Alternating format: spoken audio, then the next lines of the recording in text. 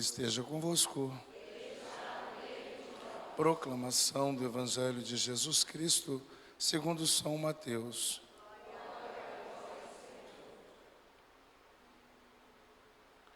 Naquele tempo, João estava na prisão. Quando ouviu falar das obras de Cristo, enviou-lhe alguns discípulos para lhe perguntarem: És tu aquele que há de vir, ou devemos esperar um outro?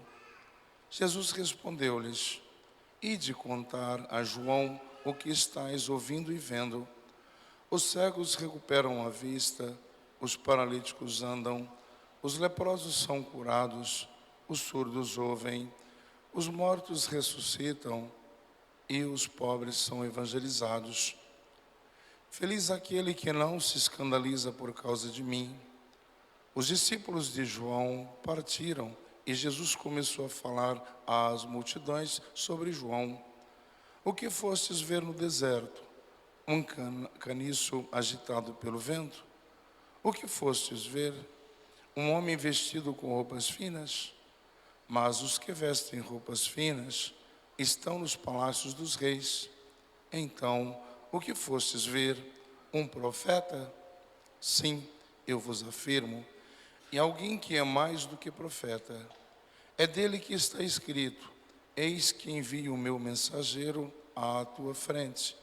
Ele vai preparar o teu caminho diante de ti. Em verdade vos digo, de todos os homens que já nasceram, nenhum é maior do que João Batista. No entanto, o menor no reino dos céus é maior do que ele. Palavra da salvação.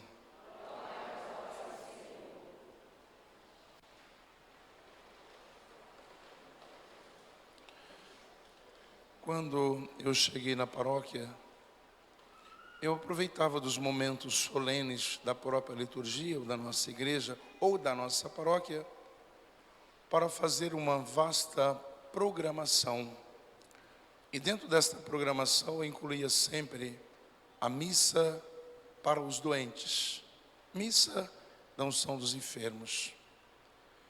Eu lembro que logo no início era tanta gente que se acorria a esta missa, era tanta gente que vinha a esta missa. Para todos os efeitos, soa bem esta expressão: missa para a cura dos enfermos, missa da unção dos enfermos, missa dos doentes. E é claro que esta expressão soa bem porque atrai, é uma missa diferenciada, podemos dizer assim.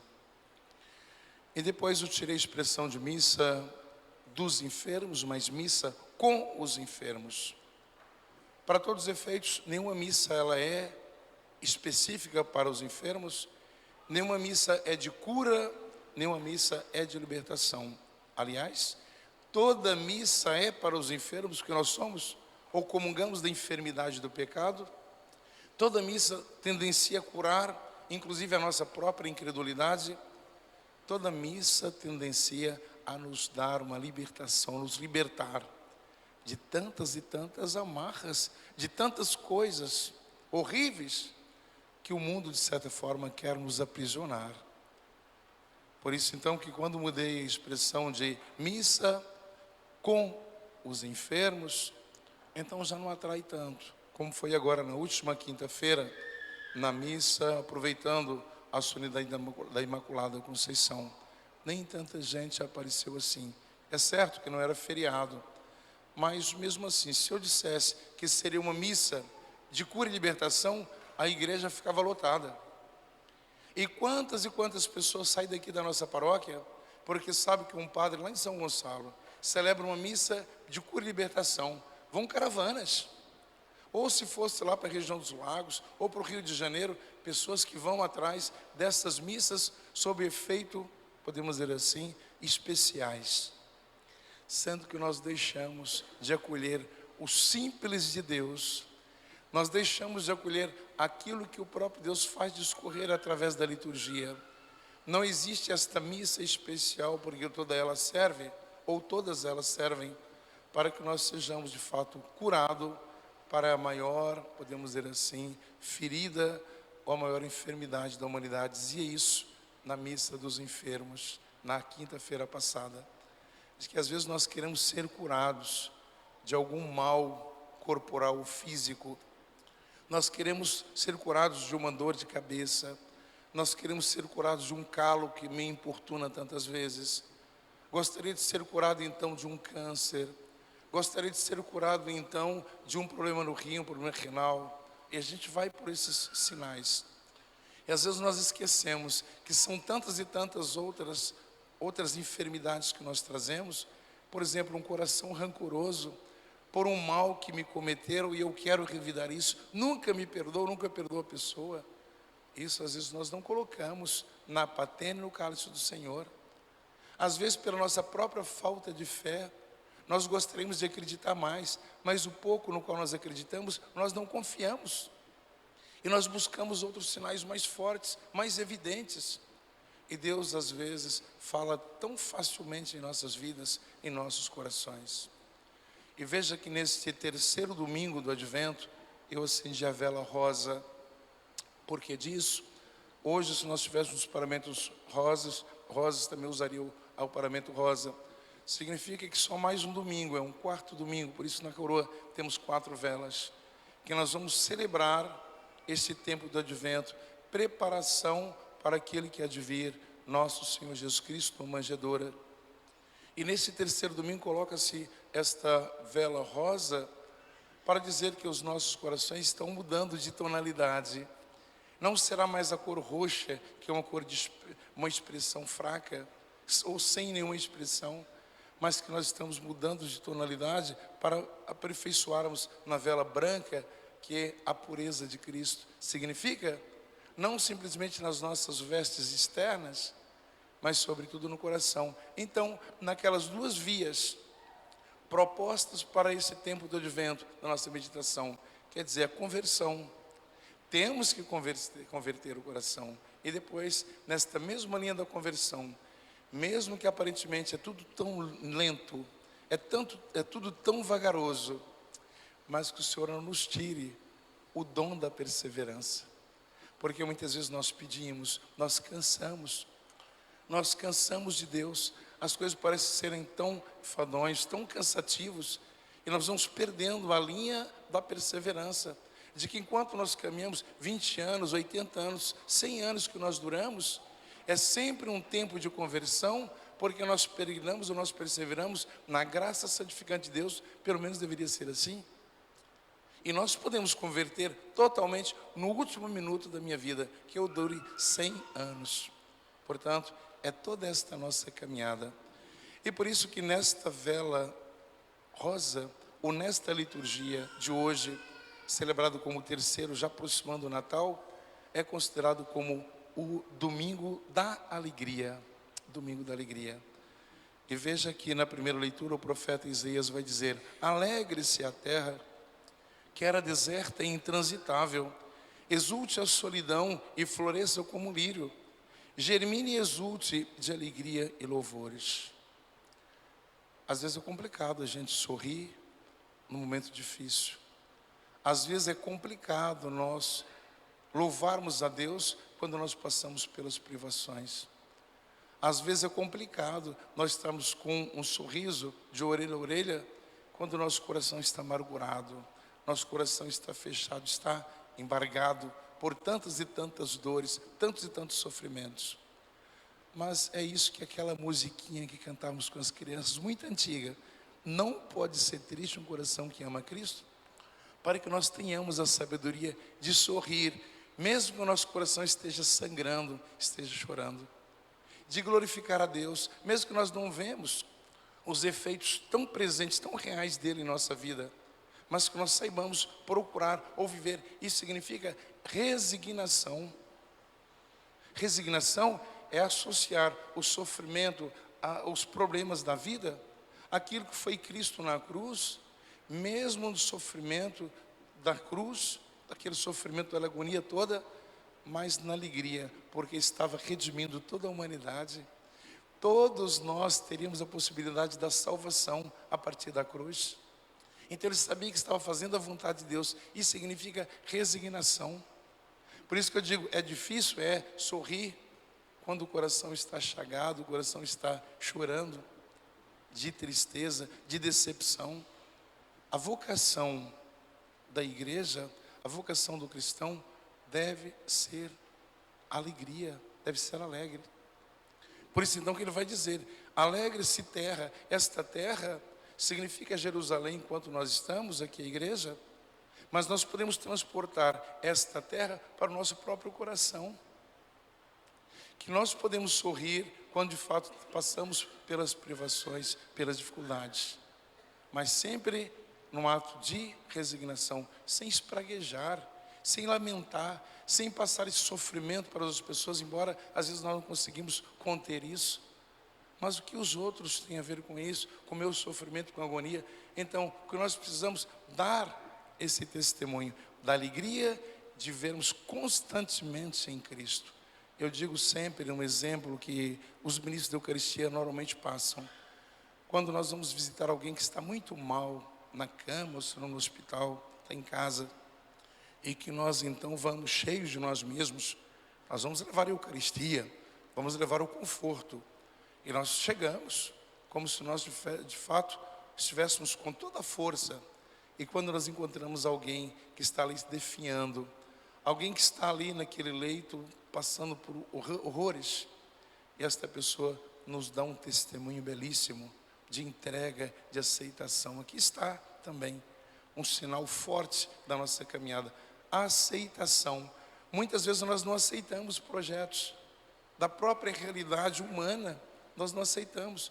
Porque eu estou com dor de cabeça, é natural, porque eu tenho minha cabeça, sou humano, sou homem.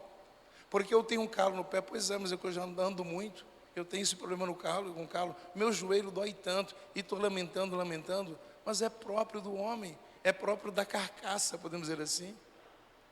E nós lamentamos isso. Então, pedimos também o dom desta cura para aceitarmos as coisas, aceitarmos a nossa condição humana, aceitar aquilo que é a vontade de Deus realizando em mim e não aquilo que eu quero.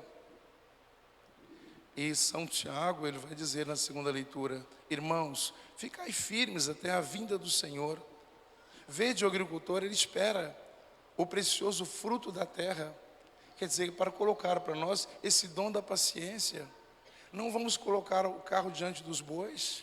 Esta aceitação é imprescindível na nossa vida de cristãos. Esse tempo de espera é especial para nós. E dizia 2 domingos passados, se não me falha a memória, utilizando aquela expressão do Apocalipse, os 2 últimos versículos, que é o Maranatá, vem Senhor Jesus, naquilo que era a espiritualidade dos gregos, quer dizer, de um povo pagão, de que eles tinham como Zeus um Deus, e que esse Deus Zeus, que era o Deus da espiritualidade deles, então era um Deus que veio, um Deus que vem e um Deus que virá. E quando diz, vem Senhor Jesus, no Maranatá, na expressão, a última expressão do livro do Apocalipse, que é o último livro da Bíblia, então quer dizer para nós que não é que o Senhor vem, não é que o Senhor virá, melhor dizendo. Então isso, num tempo muito para frente, muito remoto, não, o Senhor vem. O que é preciso nós aceitarmos que esse Deus vem na dor, no sofrimento. Vocês lamentam a perca de um familiar, de um parente. Nesses momentos, Deus vem. Nós é que não estamos preparados para esse Maranatá. Vem Senhor Jesus. O maior problema da humanidade é esse. Nós não estamos, dos cristãos católicos, não estamos preparados para acolher Jesus em qualquer das circunstâncias da nossa vida. Veja que no Evangelho, João Batista está preso. Há coisa pior do que a prisão? Tira-nos a liberdade. Aliás, todos nós experimentamos isso com a pandemia. Todos nós experimentamos ficar confinados, ficarem presos em nossas casas, não podia sair. Coisa horrível, coisa horrível. João Batista está experimentando esta condição. Mas por que João Batista está preso? Porque ele não foi conivente com Herodes, que estava amaziado com Herodíades, não era casado, então tinha suas complicações matrimoniais. Por isso então é que João Batista apontou o dedo, e por isso então, por dizer ou por ser justo, ou por dizer a verdade, foi preso.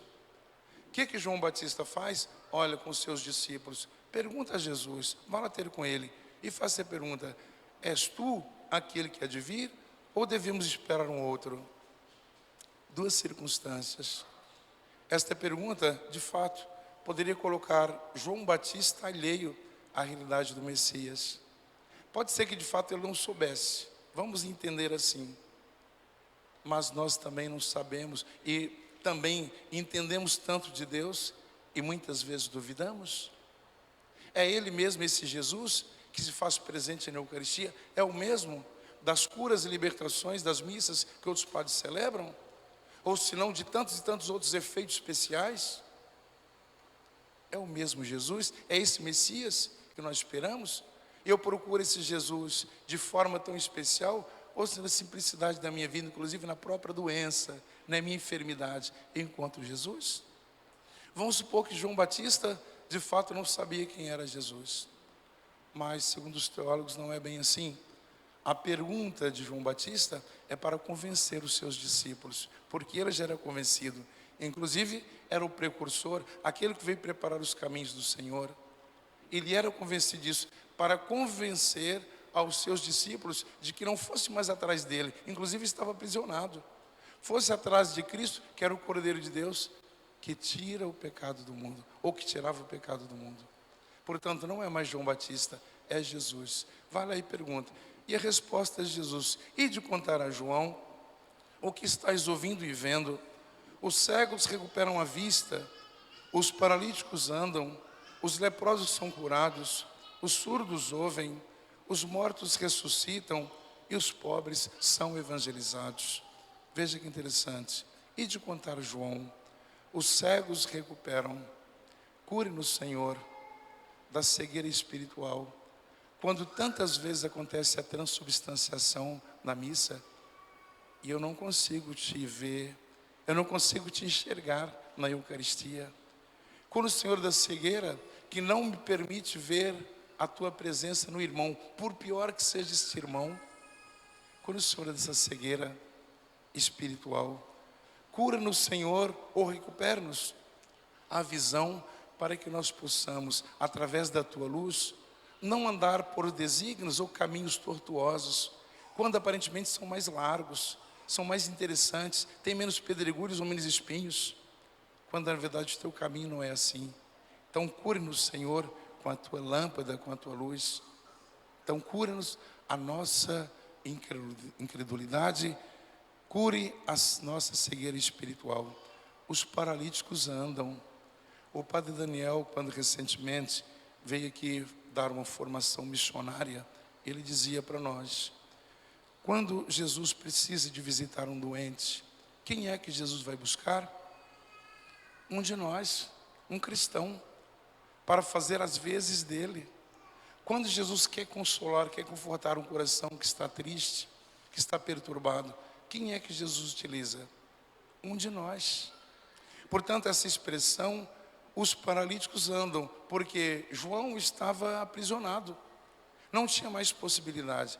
E nós muitas vezes atamos Jesus em nós, e nós justificamos. Eu não dou esmola, porque eu já sei muito bem que aquele vai gastar com drogas, ou com cigarro, ou com cachaça. Justifico. Ou eu não faço isso, não faço aquilo, e vou justificando. Portanto, eu vou aprisionando, eu vou amarrando Jesus, e não permito com que este Jesus, em nós, seja então livre ou liberto, para andar ao encontro de tantas e tantas necessidades.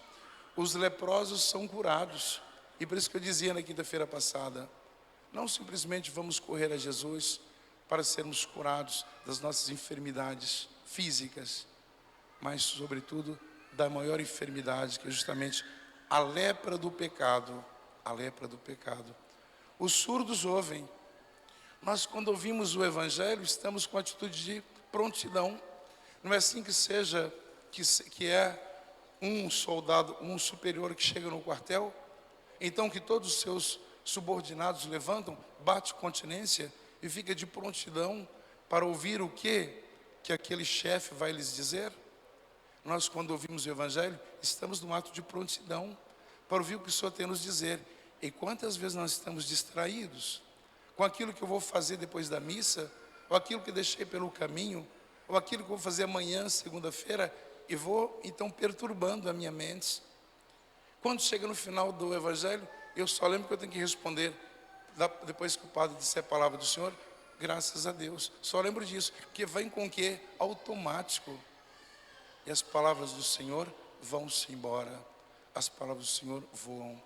Nós, na atitude de prontidão, ouvimos o que o Senhor tem a nos dizer, mas muitas vezes o coração, ou os ouvidos do nosso coração, estão trancados, estão cerrados, estão fechados, e nós não ouvimos. Por isso pedimos ao Senhor que nos cure também a surdez da nossa alma. Os mortos ressuscitam e os pobres são evangelizados. Se nós não tivéssemos a certeza de que Cristo tinha ressuscitado, nós estaríamos aqui perdendo tempo. Se nós estamos aqui é porque nós temos essa certeza de que Jesus, Ele ressuscitou para nos dar esta ressurreição, esta vida eterna. Por isso, se é nessa certeza que nós, inclusive, professamos a nossa fé, os mortos ressuscitam.